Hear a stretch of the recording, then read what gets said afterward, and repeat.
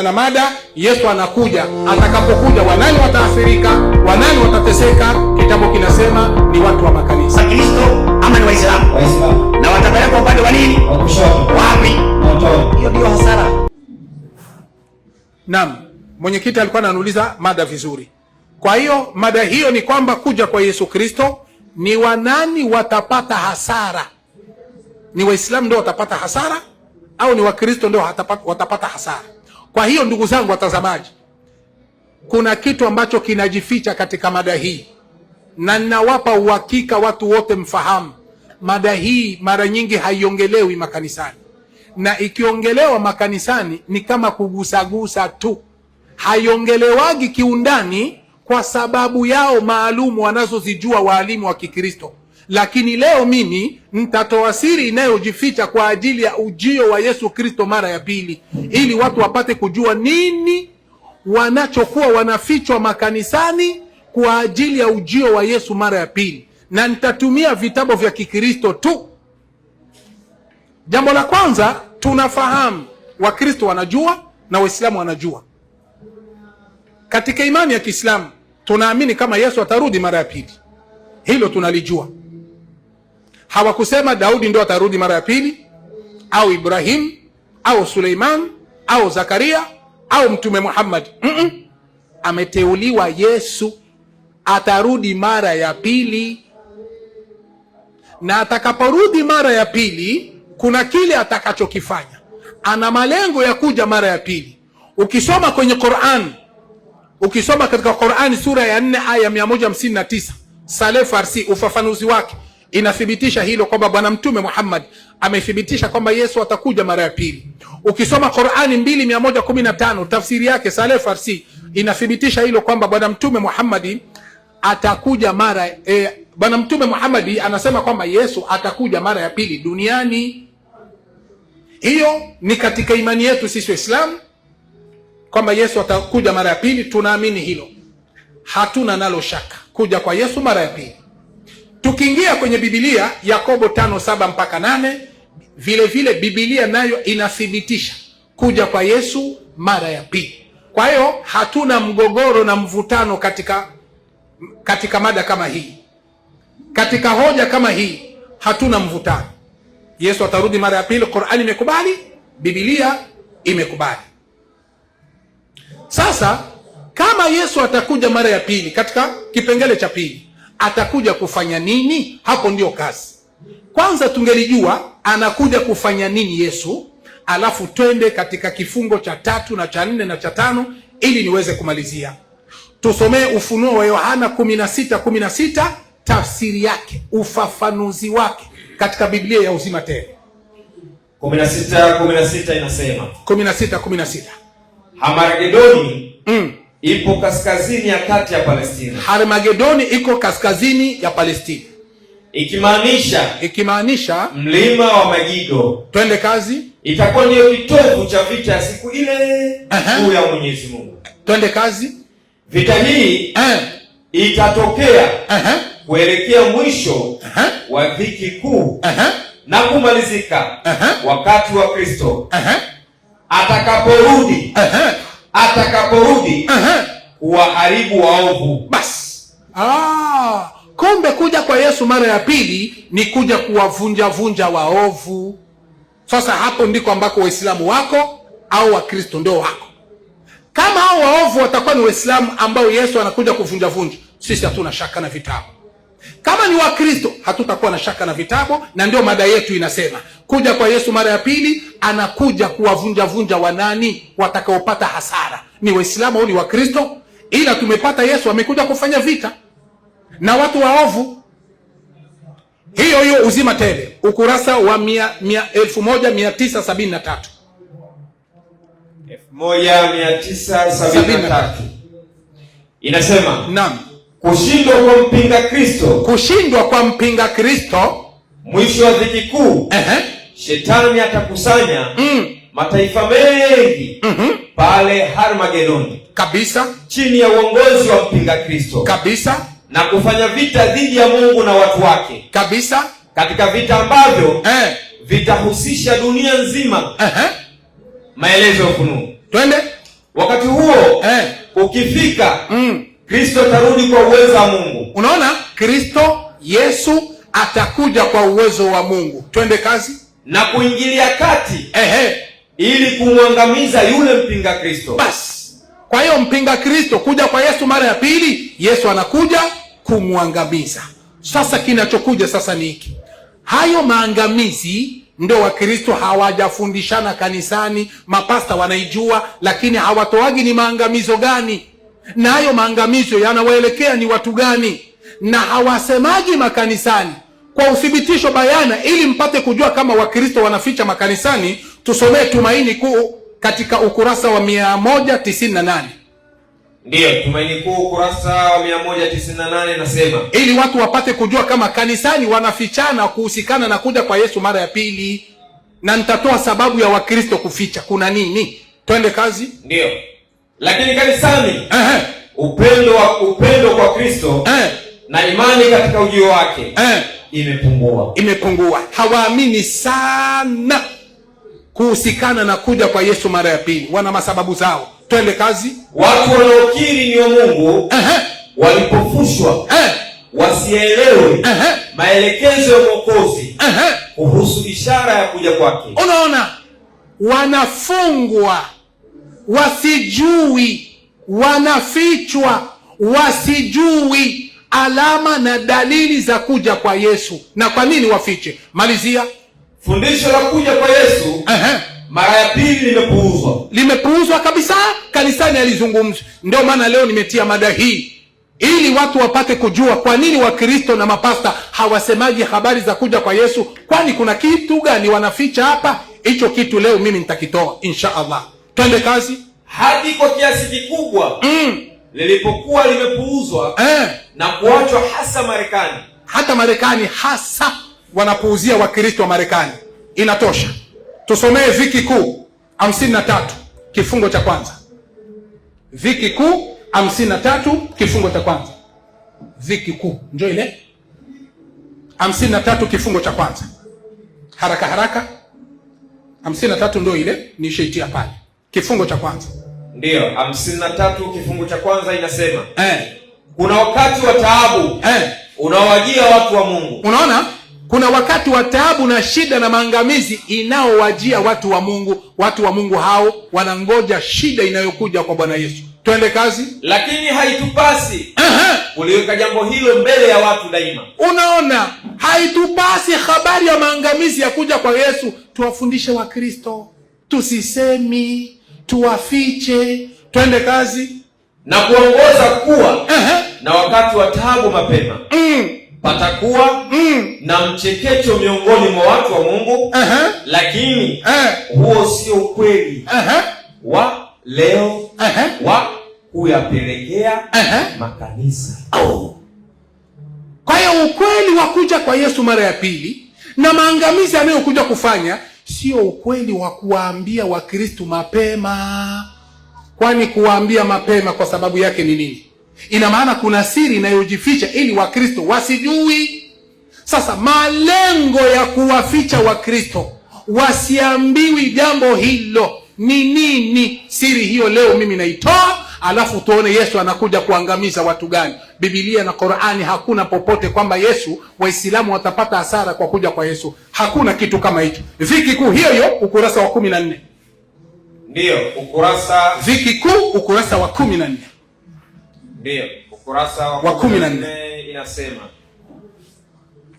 Ukurasa wa 14 na 15. Hata nikufungulia haraka haraka Sheikh wangu. Ndiyo, tayari. Tayari Ukurasa wa 14, samahani. Ukurasa wa 14 mpaka hapa na 15. Twende kazi. Ukurasa wa 14 inasema. Uko wakati wa taabu unawajia watu wa Mungu. Ndiyo. Lakini hatupasi kuliweka hilo mbele ya watu daima. Hatupashi kusema kwa makanisa kuwapa hiyo siri. Kwa nini? Na kuwafanya wawe na wakati wa taabu kabla ya wakati. Na kuanza kuambia wakati wa taabu kabla ya wakati. Na utakuwa kupepetwa miongoni mwa watu wa Mungu. Lakini huo sio ukweli. Unaona? Sio ukweli. Twende. Wa leo wa kuyapelekea makanisa yetu. Hatupashi kuwapelekea makanisa yetu. Twende kazi. Ziko nyakati za dhoruba mbele yetu, lakini hebu tusitamke neno hata moja la kutuamini au kukatisha tamaa. Tusiwakatishe tamaa. Kumbe wakiwaambia hiyo siri ya Yesu kuja kuangamiza, watakata tamaa wa Kristo. Kukata kwao tamaa ni nini? Twende kazi. Kama Mungu amepata kunena kupitia kwangu, basi wakati utakuja mtakapopelekewa mtakapopelekwa mbele ya mabaraza na kila msimamo mnaoshikilia juu ya ile kweli utakosolewa vikali sana. Unaona, itakosolewa vikali sana ikiwa watafika kuambia kweli na namna Yesu anakuja kuangamiza watu.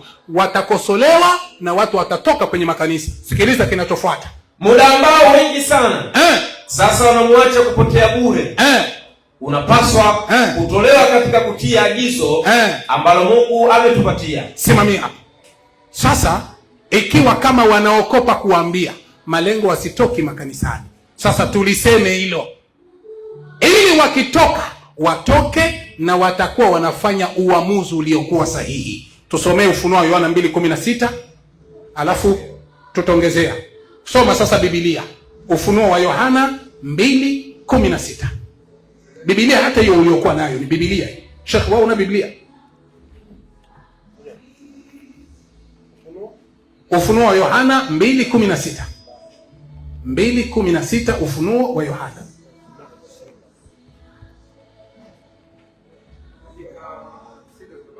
Sita nyingi Sheikh wangu. Sita nyingi sana. Ufunuo wa Yohana 2:16. 2:16 Ufunuo wa Yohana. Ufunuo wa Yohana 2:16 nasema, basi tubu na usipotubu naja kwako upesi. Unaona? Tubu na usipotubu naja kwako upesi. Huyu ni Bwana Yesu anasema.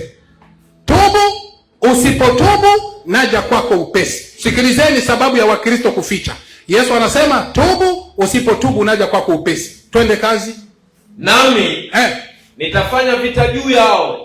Kumbe inakamilika. Kumbe usipotubu Yesu anakuja kufanya vita na wewe. Twende kazi.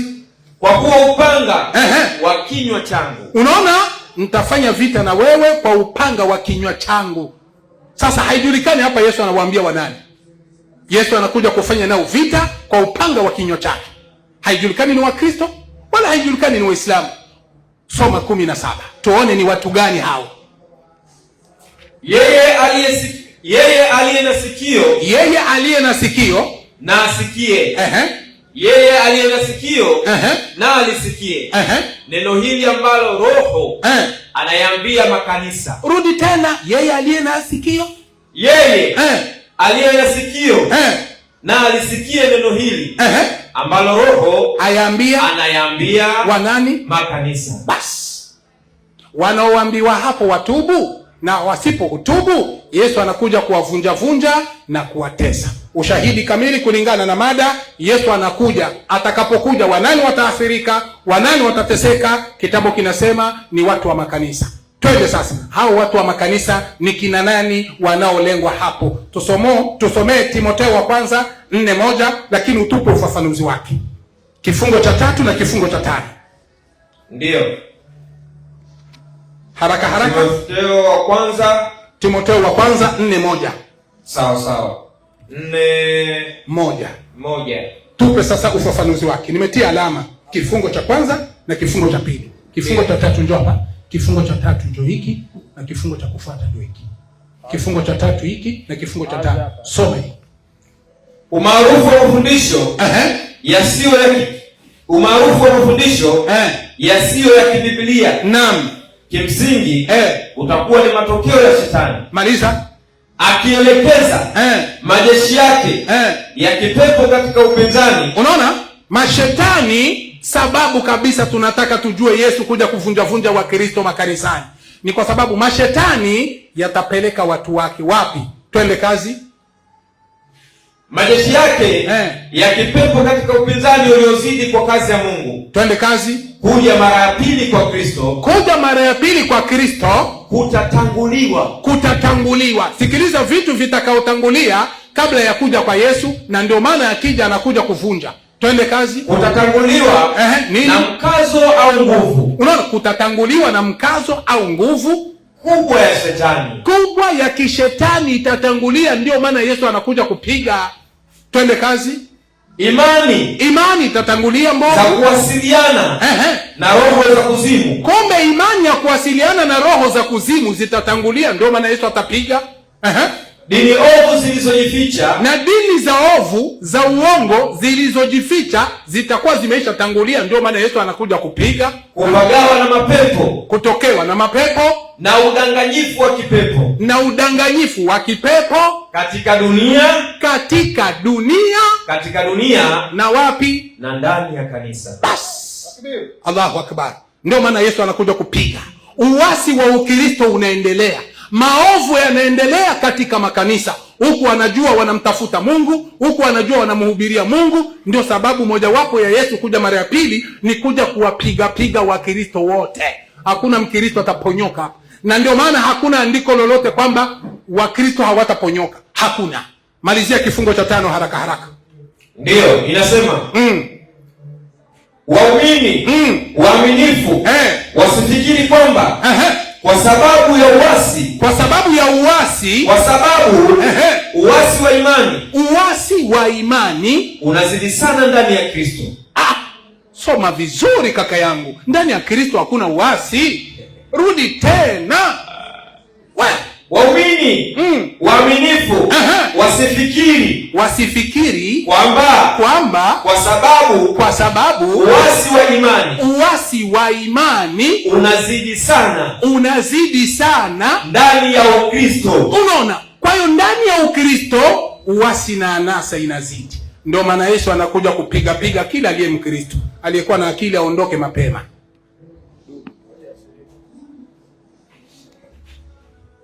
Haya, bila shaka mmesikia mada hiyo kwamba kuja kwa Yesu mara ya pili ni hasara kwa Waislamu au Wakristo. Mwalimu kashashuka, na ingawa ningeomba walimu vitabu ambavyo mnavisoma, nilikuwa natumia message pale mseme kwamba ni kitabu gani. Najua ni kwamba kimetoka sehemu gani, cha wapi. Mimi navifahamu tayari kwamba ni Ziki Kuu kwangu binafsi. Ila nimeulizwa message kwamba kitabu gani ili mtu pia aweze kurejea. Sawa? Hamna shida. Okay, amesema ni vitabu vya Waadventista wa Sabato. Nadhani mmesikia mzo swali kule ambavyo vimetuliwa Ziki Kuu na kadhalika.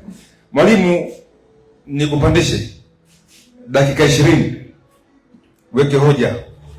Yesu kuja kwake ni hasara kwa Wakristo ama kwa Waislamu? Kwanza nianze na salamu kwa ndugu zangu katika imani. Amani ya Bwana wetu Yesu Kristo iweze kuwa pamoja nanyi. Iwe pamoja na. Nilidhani ya kwamba KCD amejipanga na mada hii, na nilikuwa nauliza hivi, huyu mtu ana kitu gani cha kusema katika mada hii? Sasa nilikuwa hata nimechukua karatasi niandike, kwa sababu nilikuwa nadhani ya kwamba leo nitasikia mambo mgeni.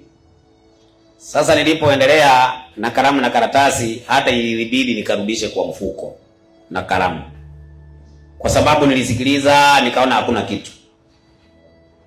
kitu. Nilidhania kwamba kuna maandiko yanayosema ya kwamba Wakristo watapata hasara Yesu akirudi. Sasa nimesikia vitabu Tumaini Kuu, sijui Pambano Kuu, ambaye kwanza inaongelea topic yenyewe, inaongelea wakati wa dhiki kuu, si wakati wa kurudi kwa Yesu. Inaongelea wakati wa dhiki kuu. Elewa mada ukisoma kitabu unacho na uelewi hata kile kinaongelea. Mada umeweka wewe mwenyewe, kurudi kwa Yesu mara ya pili. Sasa tena unakuja kusoma vitabu vinavyoongelea wakati wa dhiki kuu. si habari ya kurudi kwa Yesu. Kaa kwa mada, si wewe ulileta mada hiyo. Sasa tunaongelea habari za kurudi kwa Yesu. Kuna hasara kwa watu gani? Nilidhani ya kwamba pengine Wakristo Yesu akirudi kuna aya Yesu atawapeleka jehanamu ama atawaangamiza. Sasa ile kitu ambacho nimesikia ni habari za mpinga Kristo na ufalme wake na watu wake. Sasa huyu mpinga Kristo katika Uislamu anaitwa Masihi Dajjali. Masihi Dajjali, mpinga Kristo, na wale ambao watakao kuwa wamemfuata. Sasa msomaji, naomba nianze na Biblia. Mimi sitaenda kando kando, nitautumia Biblia kabisa, na kama itawezekana nipate aya 2 kwenye Qur'ani itatumia. Sasa msomaji, nisaidie. Kitabu kinaitwa Yohana 14 mstari wake ni wa kwanza. Haya maneno Yesu anawaambia wanafunzi wake. Soma tusikie. Msifadhaike mioyoni mwenu. Ndio. Mnamwamini Mungu, niaminini na mimi. Ndio. Nyumbani mwa Baba yangu na makao mengi. Kama sivyo nisingeliwaambia. Kama sivyo ningeliwaambia. Maana naenda kuandalia mahali. Yesu anawaambia wafuasi wake, naenda kuwaandalia mahali. Basi mimi nikienda na kuandalia mahali, nitakuja tena niwakaribishe kwangu, ili nilipo mimi nanyi mwepo. Ili Yesu anaongelea habari ya kurudi kwake, anakuja kuwakaribisha wafuasi wake mahali yako wakae na yeye. Imesema atawaangamiza? Atawakaribisha. Inasema watapata hasara? Hakuna. Sasa hawa wafuasi wa Yesu ni akina nani? Chukua Biblia ya Kiafrika kwanza, ukurasa wa 2218. Wakristo ni akina nani? Wakristo ni akina nani? Soma ukurasa wa 2210 huko nyuma, ndugu yangu, ukurasa huko nyuma kabisa, huko nyuma kabisa, ukurasa wa 2218. Inasemaje? Wakristo, wafuasi wa Kristo. Unaona? Kwa hivyo wale ambao wanamfuata Kristo, hao ndio wanaitwa Wakristo, ambaye Yesu anawaambia, ninaenda kuwaandalia mahali, na nikirudi tena nitawakaribisha kwangu, ili nilipo mimi nanyi mwepo. Yesu hajawaambia Waislamu hivyo, amewaambia wafuasi wake ambao ni Wakristo. Chukua hii Qur'ani, tafsiri ya Barwani, Qur'ani 5:47. Wale ambao wana hasara kwa kurudi kwa Yesu ni Waislamu, na inaeleweka kabisa na nitathibitisha. Wakiongozwa na Mtume Muhammad wako kwa hasara kubwa sana. Msomaji, nisaidie Qur'ani 5:47. 47 inasema, hawa ndio walimu ambao tulikuwa tunategemea watoe mada, tugojee vitu vya nguvu. Nguvu hamna kitu. Soma msomaji. Nasema, ndio, na wahukumu watu wa Injili, wahukumu watu wa Injili kwa yale aliyoteremsha Mwenyezi Mungu ndani yake. Sasa hapa tunaambiwa na Qur'ani kuna watu wa Injili, sio watu wa Qur'ani. Watu wa nini? Wa Injili. Hayasoma commentary yake. Na sisi tuliwaamurisha wafuasi wa Isa. Tuliwaamurisha wafuasi wa Isa. Yaani watu wa Injili. Hao watu ambao ni wafuasi wa Isa ama wafuasi wa Yesu ni watu wa nini? Wa Injili. Ni watu wa nini? Wa Injili. Wanaitwaje? Wakristo. Kumbe wafuasi wa Yesu wanaitwaje? Wakristo. Wafuasi wa Yesu wanaitwaje? Wakristo. Na anawaambia katika Yohana 14:6, anasema, msifadhaike mioyoni mwenu, mnamwamini Mungu, niaminini na mimi. Nyumbani mwa Baba yangu mna makao mengi. Kama sivyo ningeliwafanyaje? Ningeliwaambia.